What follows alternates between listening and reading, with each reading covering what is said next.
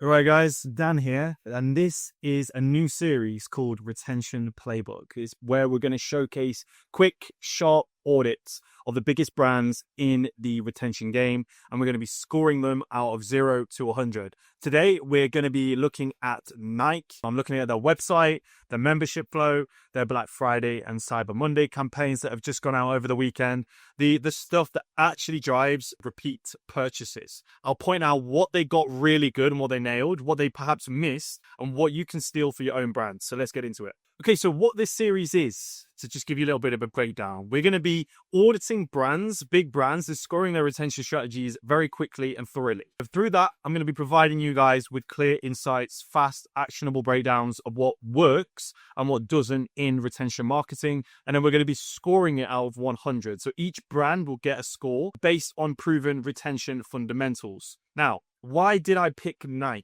As you guys are probably aware, everyone here knows who Nike is. Nike literally owns one of the strongest loyalty ecosystems that exists in e-commerce today. Their membership program literally drives repeat purchases at a big scale, making them the perfect case study to kick off this series.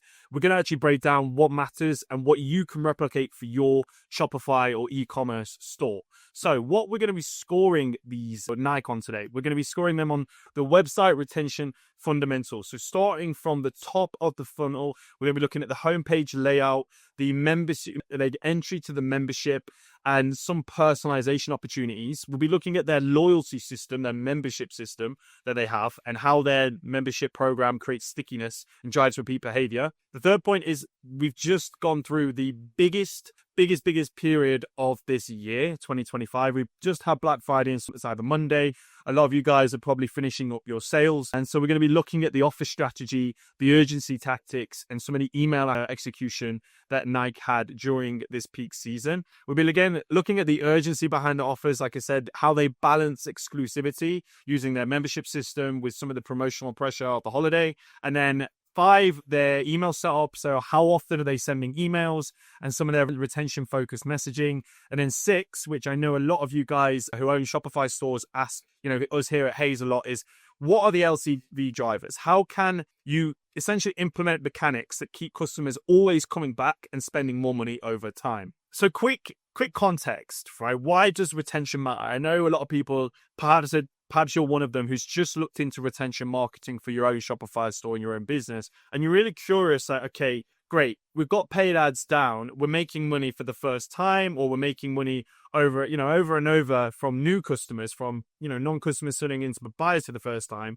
But why is retention so important? Now, using Nike as an example, right? Nike wins purely because they don't just focus on the one-time customer. They focus on getting buyers to keep cycling back into their ecosystem and into their funnel, which as a return, retention will give you higher margins for your business, plus compounding lifetime value, which means that you're essentially building a moat around your e-commerce store, which means that it's going to stay around for generations, right? Like Nike has been around for many generations now. And why is that? So the reason why is because Nike focuses on keeping customers rather than just going all the time after non-customers. And when you do that, you reduce acquisition costs, right, from the top of the funnel, from your paid ads, Google ads and whatnot, and build more predictable revenue coming in, which again looks great for investors. It helps you plan and scale your business effectively throughout the years. So we're going to be breaking down exactly how Nike do this and what you can steal for your own brand. Now, I've got a couple of, facts here. So, I'm not just waffling and I'm not just saying these things. So from Investopedia here, I think that's how you say it, Investopedia. Basically, getting a new customer can cost 5 to 25x times more than keeping an existing one. And I know CAC is something that I hear a lot. They are rising. They're getting more and more expensive.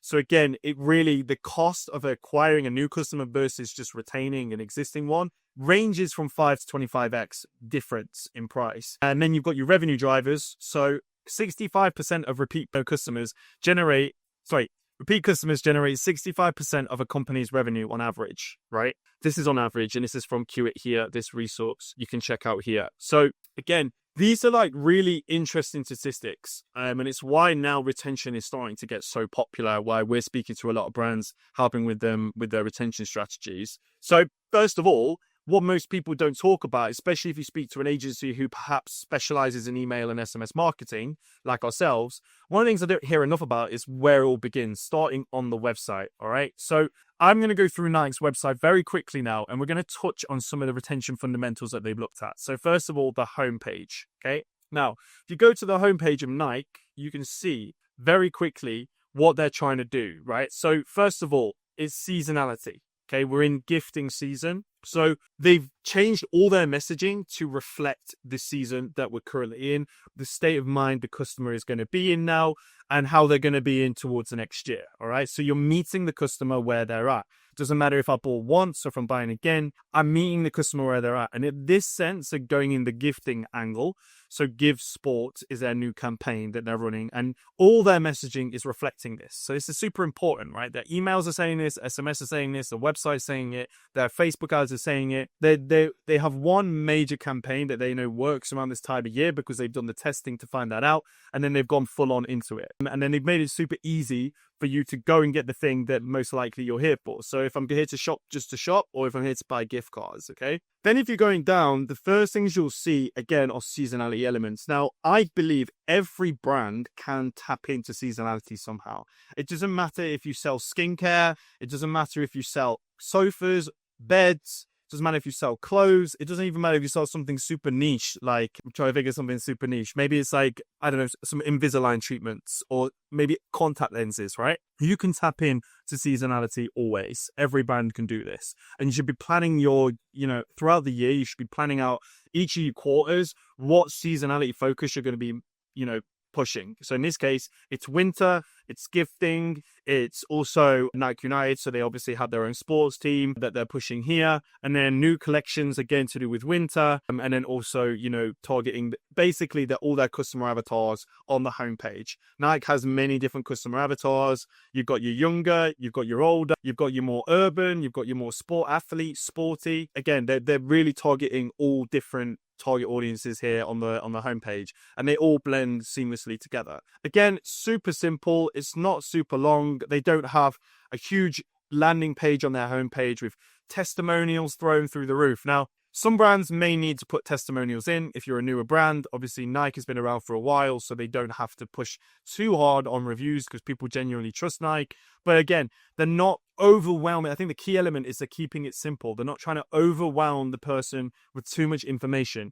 Too much information means it comes across as if you are desperate and that you're trying to get them just to buy from you. Again, these guys are not. They're not doing it. Even during their Black Friday sale, it wasn't like Black Friday all over. It was just very simple. We're in a sale. Get it now at a cheaper price. It was very simple, which I think is the element here. A nice video, again, with their target audiences in the video, giving sport. And then they have, again here, all the categories you need to go in with drop-down menus for each. So it's a very seamless experience. Also, the site speed is super quick, as you can see. It's not taking forever. If I click on kids, all clothing, again, it doesn't take super long for everything to load. So investing in your site speed, again, is super important to build that trust. And again, when buyers have bought and they want to come buy from you again, if they've had a good experience the first time browsing your website and finding the thing that they want to find, they're going to enjoy the experience to come back again and browse your website. So make sure it's a fun, enjoyable experience and it's easy to find the thing that they want to buy.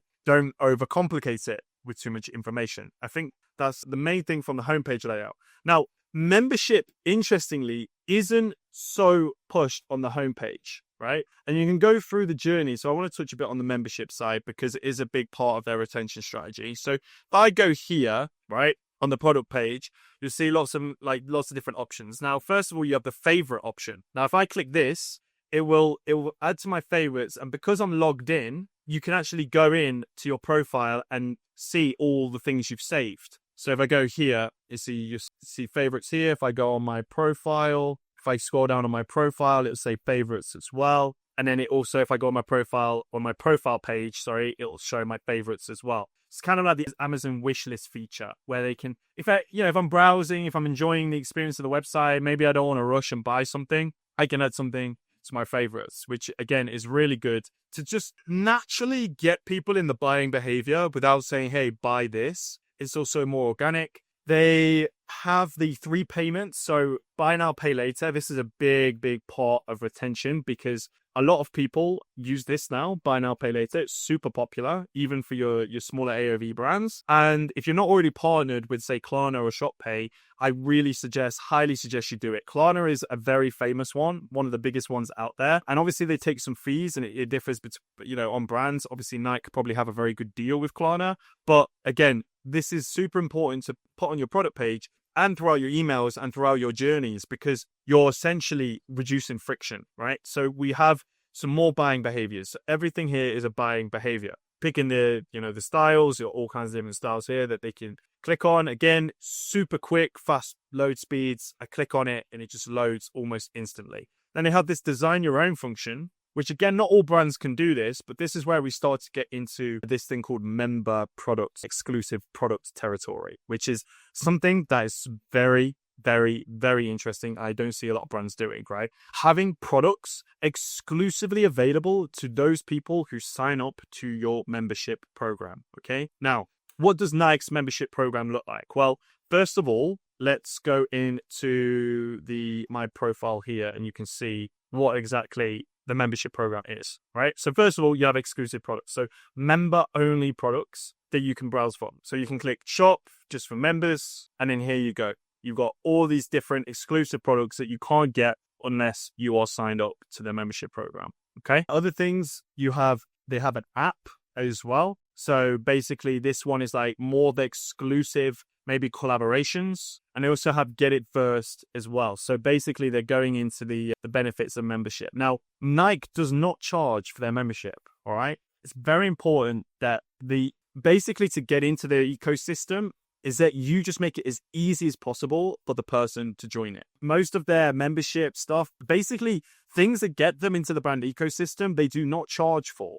It doesn't suddenly become available because I've just bought something. They've made it free from the start because they know that the more touch points and the more eyeballs they get on all of the different free products that they have, the more the likelihood is they're going to come and buy a Nike, first. When they're thinking of a trainer, they're going to go buy from Nike first. When they're thinking of clothes, they're going to go buy from Nike first. Clothes like gym clothes and stuff like that.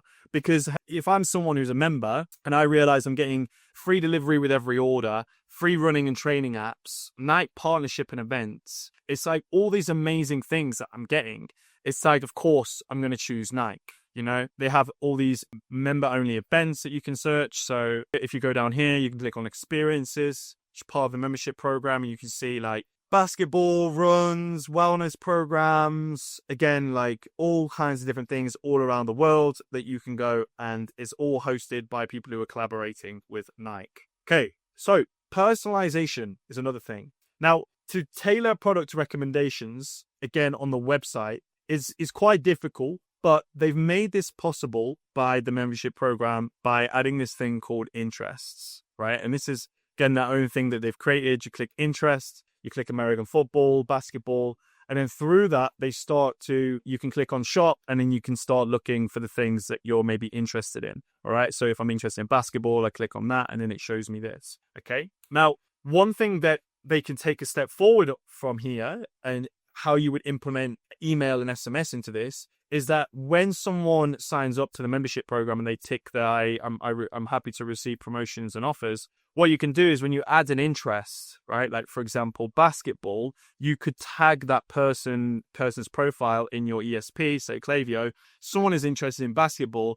Then going forward, what you can start to do is segment your campaigns, right? And start sending emails like this that Nike have sent, like this one here, specifically around the interests of the people. So in this case, they're just saying 3 days of drops. You could actually say, 3 days of drops for basketball lovers, right?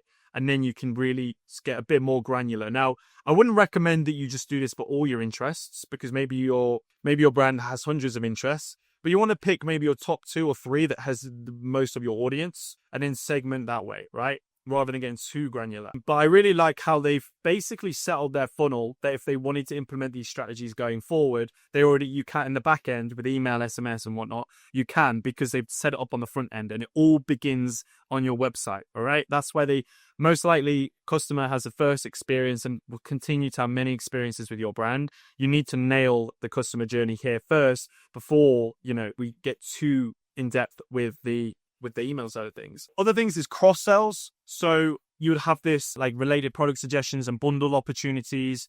So for example, on the website, when I go on all shoes and we click here on this one here, if I go down, usually they'll say you might also like here, right? And the same thing is if I'm browsing on this page like this, when I send an email that is a browse abandonment email, you want it to pretty much replicate this. You want it to have the product they were looking at, right? With all these bits here, like add to bag, the payment, buy now, pay later, all that good stuff, right? And then also the might also like, right? So you're saying like, okay, you might like this. This is what other people have bought, okay? And this really is great for people who have purchased from you maybe more than once, maybe more than 3 times. Send them an email saying, thank you for buying this. Just so you know, you might also like these other ones, or your friend might like it. And then you have a dynamic product block similar to what it looks like on the product page, but you're sending an email after they bought, maybe a week after they bought, or a few days after they bought. Okay, and then clarity of next set. So obviously without going through the flow, I can't show you,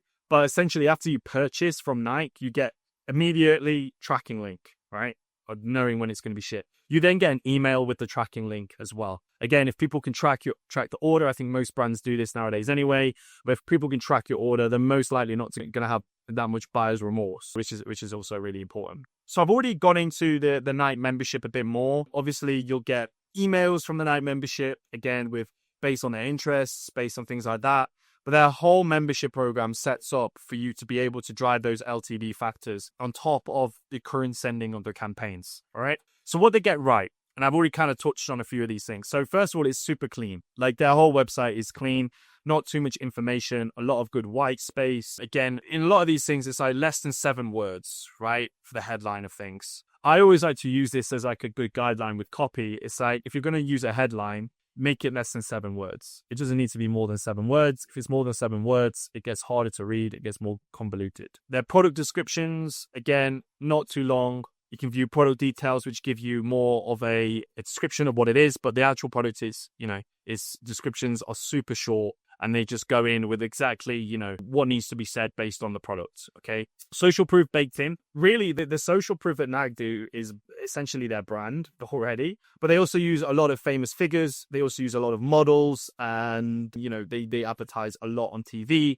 as well as having billboards everywhere. And obviously it's Nike. So the symbol itself, the Nike tick is self-trust. Right. They do have I believe they do have a reviews page, even though it's not so easy to find. They don't even have it at the top. Yeah, I mean, they do have a reviews page. It says here, when you're showing out, you might see reviews from other customers. Keep reading. Again, they don't make it that obvious. You can see reviews here. They are here, but on the actual product page, here you go. So on the product page, they have the reviews for each of the products that you can go down. I think it's just cleaner. This is a lot nicer. It also means that you're not taking people away from the product page, which is important. It doesn't matter if you're a new purchaser or you repeat buyer. It's like, okay, I'm on the product page. All I need to do is click this. But first of all, I just want to get a bit more information, how it was made, size and fit, review. So basically all this is objection handling right here. Or on the page with little drop-down menus. They've got a few things here, obviously, that expand on it. But again, super clean. Not a lot of copy. They're not trying to convince you, right? They're just highlighting like, we're good. You can trust us. We've got the reviews, got everything you need. Fast add to bag flow. Yeah. So really, if you see this, when you click add to bag, if I click on large, jobs out here, I'm going to say, okay, view bag. I'm ready to check out. That's it. Boom. I'm at the checkout page. Or is that 2 buttons, 2 clicks? I'm at the checkout page. That's it. Maximum 2 clicks. A clear category logic. So yeah, like I mentioned with the drop down menu, it's very easy based on what it is you need to find. New, men, women, kids, sportswear. It's super easy. And strong mobile experience. Obviously you can't see that here, but if I go like this, and if I make it like a mobile, again, look at it, it's super clean. Super clean. There's no like weird popping off things. It's exactly like the normal page. They just move things like here, for example, this goes down and becomes drop-down menus. I don't see brands using drop-down menus enough. quite literally. Like, if you want to say more things about something, use a header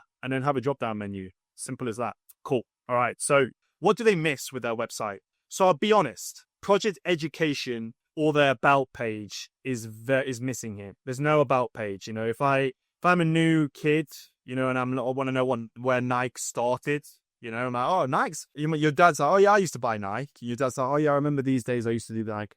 But then you know, as a new kid, you know, you got all these brands. You're literally overwhelmed with TikTok ads. It's like, why should I buy from Nike? I mean, clearly they've got a nice website. Everything works, you know, well. But what about them is unique?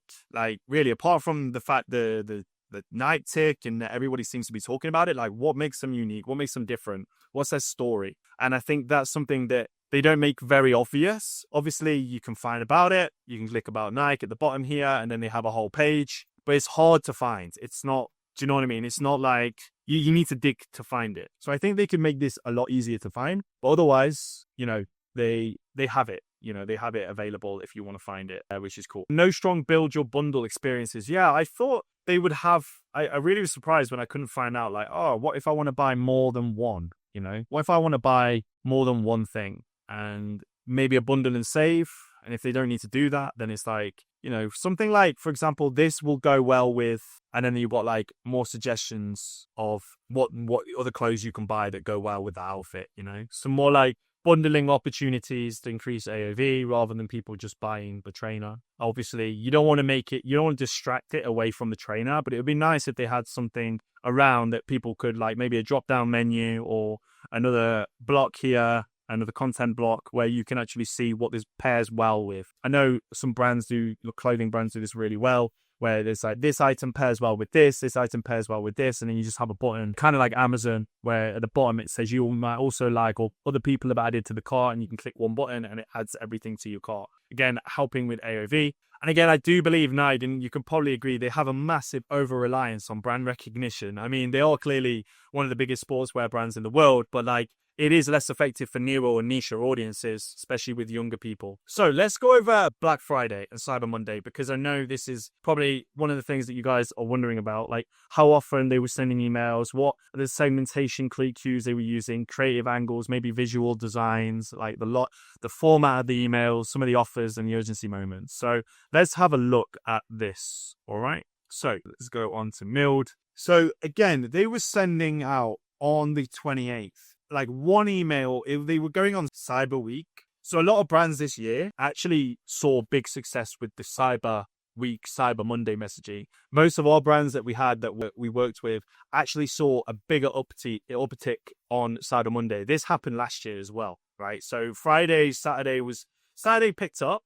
Friday was like a big influx compared to like maybe other days. But then Monday, going Sunday, Monday to Tuesday, wow, like, people were just like, all right, now's the time. Like, if I don't do it now, I'm missing out. Okay. So Cyber Monday and the Cyber Week, the cyber messaging crushes it for brands now. And if you're still a brand that's relying or focusing on the Friday, you should maybe pay more attention to the Monday, to the Sunday and the Monday and the Tuesday after Black Friday, because that's where people are actually taking their offers, taking advantage and actually buying. So the cadence being, I mean, they were sending close to an email every day over the weekend, you know, maybe not as aggressive as a lot of brands. Actually, you know, before Black Friday, they barely even send emails campaigns. Now, this could be for one or two reasons, right? One, they don't need to. You know, they don't need to send lots of emails. Their one email could bring them thousands, like close to you know, six figures per email that they send out. They're at that stage, right? That could be one.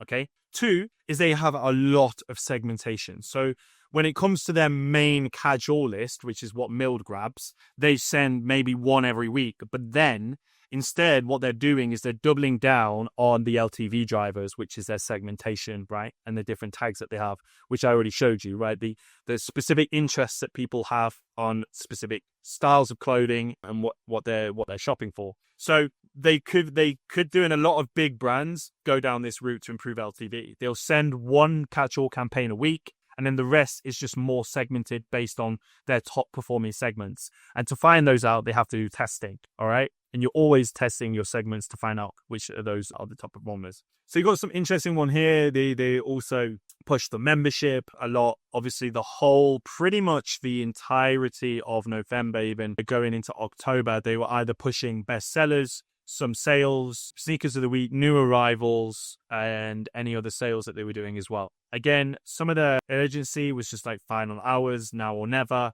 Really like saying this is it, ends tonight, now or never, and even putting the date right before 11 p.m. Super simple emails. I'll be honest. I'll show you what they're missing in a moment, but I think one of the things they get right is the images. They use really good images. They don't look like they're used by AI, which is important. And again, they're very, very eye-catching images and big texts as well. In terms of deals, how they were presented, again, like I mentioned, a lot of it is just really during this time, just hammering the messaging. But as you can notice, every design is different, which means you're not getting offer fatigue. And this is specifically important for repeat purchases, because if you keep sending a repeat purchaser the same designed email every single time, they're going to get tired. This one here they did do, which is interesting for Nike.